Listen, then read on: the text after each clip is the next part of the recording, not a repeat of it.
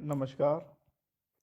आप सभी बीए पाठ तृतीय वर्ष के विद्यार्थियों का आज के व्याख्यान में स्वागत है। आज हम हमारे गोविंद सदाशिव धुर्वे जो भारतीय सामाजिक विचारक हैं की जाति की विशेषताओं पर आगे चर्चा करेंगे। इससे पूर्व के व्याख्यान में हमने जाति की 3 विशेषताएं, समाज का खंडात्मक विभाजन, संस्तरण, भोजन एवं सामाजिक सहवास पर प्रतिबंध, 3 विशेषताओं पर चर्चा की थी। जाति की जो चौथी विशेषता है वह है विभिन्न सामाजिक व धार्मिक नियोग्यताएं। समाज में जाति के आधार पर विभिन्न समूहों के सामाजिक व धार्मिक दायित्वों में असमानता देखने को मिलती है।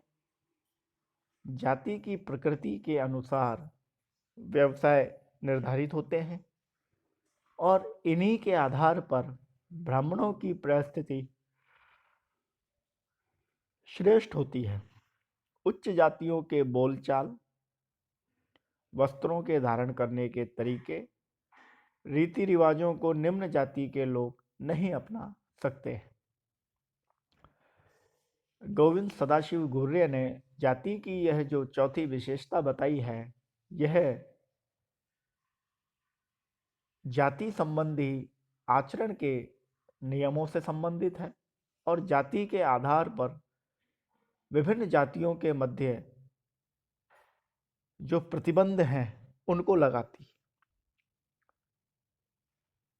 अर्थात विभिन्न जातियों के लोगों में जो समाज के प्रति जो उनके कर्तव्य हैं और जो धार्मिक दायित्व हैं उनमें विभिन्नताएं देखने को मिलती है और यह विभिन्नता ना के असमानता के रूप में भी स्थापित होती है।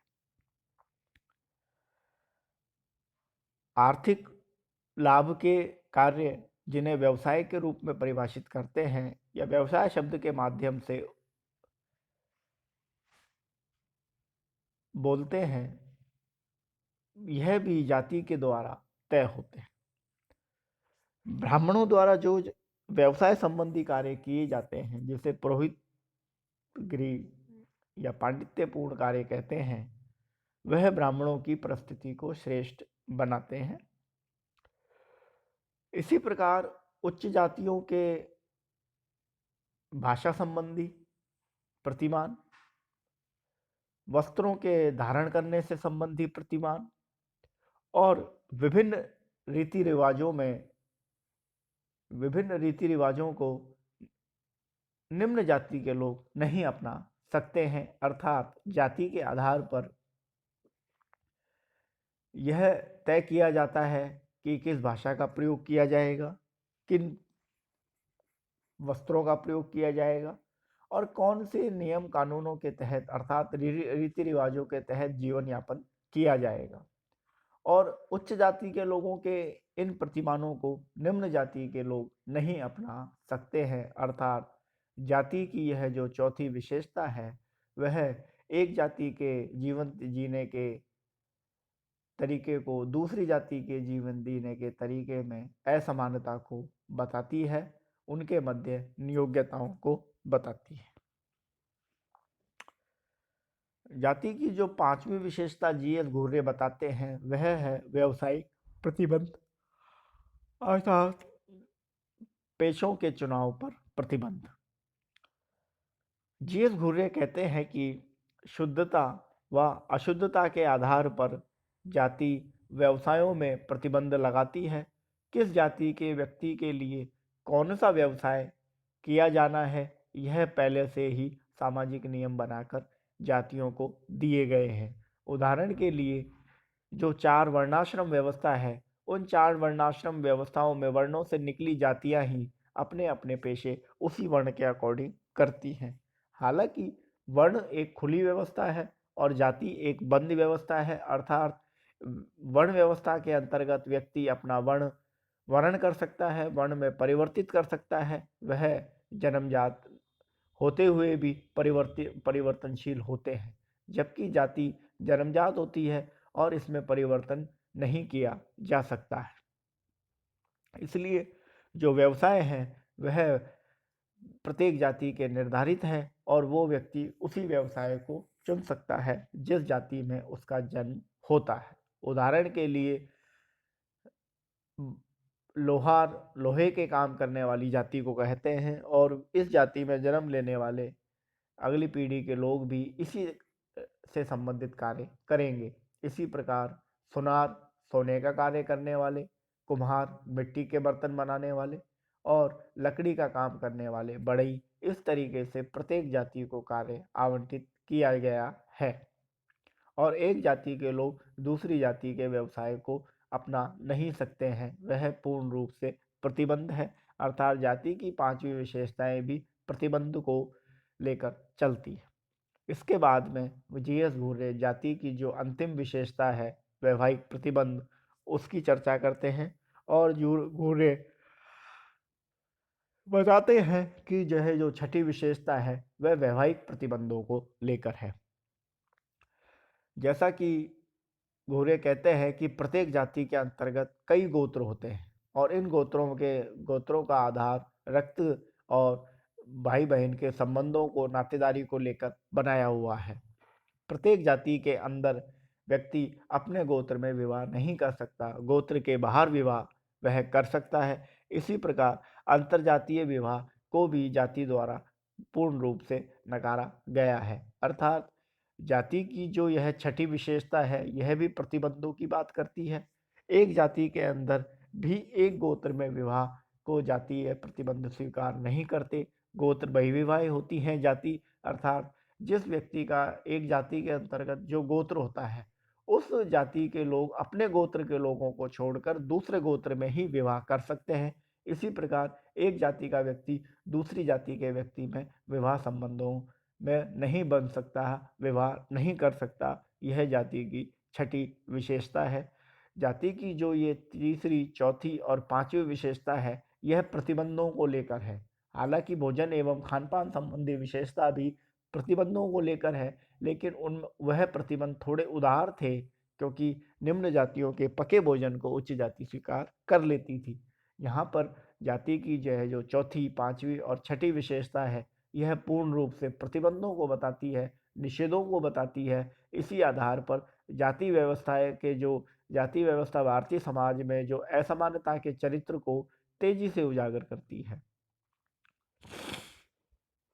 जीएस घुर्रे की प्रथम अध्याय caste, class and occupation Bharat में जाति, वर्ग एवं व्यवसाय नामक पुस्तक का प्रथम अध्याय जाति की विशेषताओं से संबंधित था और इस पुस्तक का जो अध्याय 2 है वह जातीय समूह की प्रकृति का उल्लेख करता है। अर्थात जातियों की जो समूह है उनका नेचर किस तरीके का है, प्रकृति किस तरीके की है, उसका उल्लेख करता है। अध्याय 3 जो है और अध्याय 4 जो है वो वैदिक युग से लेकर ब्रिटिश काल तक जाति व्यवस्था में होने वाले परिवर्तनों को विभिन्न प्रमाणों के आधार पर ऐतिहासिक विश्लेषण करता है। अर्थात इस पुस्तक का अध्याय 3 और अध्याय 4 भारतीय समाज व्यवस्था में जाति का ऐतिहासिक कालक्रमिक विवरण प्रस्तुत करता है और यह कालक्रम का शुरुआत वैदिक काल से करता है और इसकी व्याख्या ब्रिटिश काल तक करता है। और जीएस घुरे जब इस किताब को 1951 में लिखते हैं तो ब्रिटिश काल समाप्त हुए केवल 3 साल हुए थे और वह भी ब्रिटिश कालीन प्रभाव से ग्रसित समय था, 3 साल।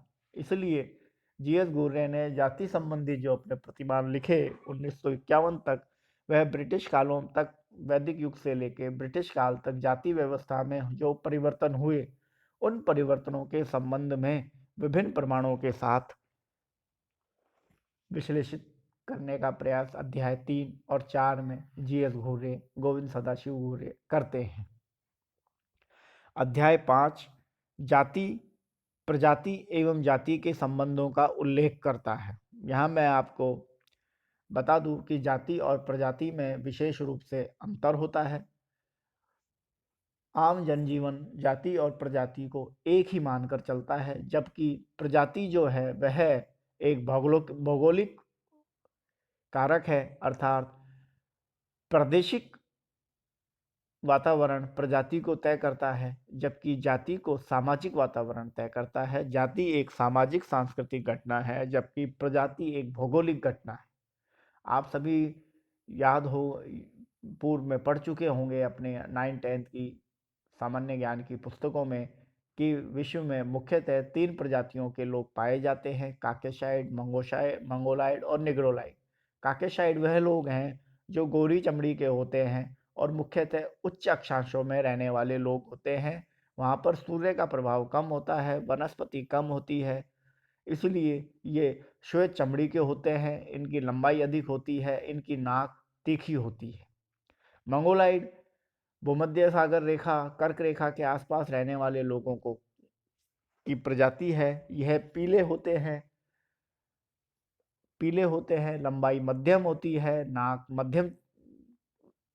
मध्यम होती है, जबकि निग्रिटो जो है इनकी नाक चपटी होती है, गठीले शरीर वाले होते हैं, काले रंग के होते हैं और इनके बाल घुंघराले होते हैं। इस तरह इन 3 प्रजातियों के बारे में आप पूर्व में 9th-10th की सामान्य ज्ञान की पुस्तकों में पढ़ चुके हैं। तो यह प्रजाति है और प्रजाति का जो आधार है वह भूगोल है, भौगोलिक एरिया है। भूगोल तय करता है कि इस प्रदेश में रहने वाले लोगों की कद-काठी, रंग, बालों का रंग, नाक की लंबाई किस प्रकार की होगी, यह प्रजाति है। जबकि जाति जो है वह समाज तय करता है, समाज के लोग तय करते हैं कि जाति क्या है। इसलिए जाति और प्रजाति का जो अंतर है वह जीएस घुर्रे अपनी पुस्तक के 5वें अध्याय में रखते हैं। अध्याय जय में जीएस घुर्रे भारत के बाहर जो जाति व्यवस्था के जो तत्व हैं उसका उल्लेख करते हैं। कुछ विद्वानों का मानना है कि जाति व्यवस्था केवल और केवल भारतीय समाज की अद्वितीय विशेषता है, जबकि जीएस घुर्रे का मानना है कि जाति का जो विस्तार है वह भारत के बाहर भी है। और अध्याय जो 7 है उसमें जीएस घुर्रे जाति व्यवस्था की उत्पत्ति संबंधी सिद्धांतों को रखते हैं और प्रजातीय मिश्रण के सिद्धांत को विशेषतः जाति व्यवस्था के अंतर्गत मानते हैं। जाति व्यवस्था के जो सिद्धांत हैं उसके अंतर्गत ब्राह्मणवादी सिद्धांत, सैनार्ड का सिद्धांत, स्यू का सिद्धांत, व्यावसायिक सिद्धांत, नेसफील्ड का सिद्धांत, प्रजातीय मिश्रण का सिद्धांत, शास्त्रीय सिद्धांत आदि आते हैं। और जीएस घुर्रे जो है वह प्रजातीय मिश्रण के सिद्धांत को जाति व्यवस्था की उत्पत्ति के पीछे एक प्रमुख कारक के रूप में मानते हैं। अध्याय 8 में जीएस घुर्रे ब्रिटिश राज में जाति व्यवस्था में आने वाले परिवर्तनों का उल्लेख करते हैं और बताते हैं कि पश्चिमी संस्कृति के प्रभाव में जो जाति व्यवस्था में जो परिवर्तन आए वह परिवर्तन आए तो सही, लेकिन ब्रिटिश शासकों ने इन परिवर्तनों के प्रति विशेष ध्यान नहीं दिया, अर्थात जाति का जो दमनात्मक चरित्र था उसको कमजोर नहीं किया। अध्याय 9 जीएस घुर्रे अस्पृश्यता पर लिखते हैं, क्योंकि जाति व्यवस्था अस्पृश्यता को भी चिन्हित करती है। और जीएस घुर्रे का मानना है कि अनुसूचित जातियों पर लिखा और माना कि अस्पृश्य जातियों की उत्पत्ति प्रजातीय कारकों, धर्म एवं शुद्धता के विचारों के कारण हुई। व्यवसाय भी अस्पृश्यता के आधार पर तय किए गए। अध्याय 10 जीएस घुर्रे व्यवसाय और जाति के संबंधों पर लिखते हैं। अध्याय 11 में जीएस घुर्रे वर्ग का विस्तृत विश्लेषण प्रस्तुत करते हैं, अर्थात जीएस घुर्रे कहते हैं कि जो जाति व्यवस्था है वह वर्ग के रूप में भी परिवर्तित हो रही है और जाति और वर्ग के संबंधों का जो विश्लेषण है वह जीएस घुर्रे अध्याय 11 में करते हैं। और इस पुस्तक के अंतिम अध्याय 12 जिसमें जीएस घुर्रे जाति के भविष्य के संबंध में लिखते हैं और यह कहते हैं कि जाति व्यवस्था अभी समाप्त नहीं होने वाली, धीरे धीरे इसकी जो जड़ें हैं वह भारतीय समाज में तेजी से जमेंगी और जाति का कोई विकल्प भारतीय समाज के पास जब तक नहीं आएगा जब तक जाति व्यवस्था भारतीय समाज में बनी रहेगी। इस प्रकार जीएस घुर्रे अपने इस पुस्तक कास्ट, क्लास एंड ऑक्यूपेशन के 12 अध्यायों में जाति के संबंध में विस्तृत विश्लेषण प्रस्तुत करते हैं और इनकी जो यह मान्यता कि भारतीय समाज का विश्लेषण भारतीय सामाजिक संस्थाओं को समझे बिना नहीं किया जा सकता। इसी विश्लेषण को ध्यान में रखते हुए उन्होंने यह पुस्तक जाति, वर्ग एवं व्यवसाय लिखी है। आज के अध्याय में इतना ही। अगले अध्याय में हम इसके आगे चर्चा करेंगे। धन्यवाद।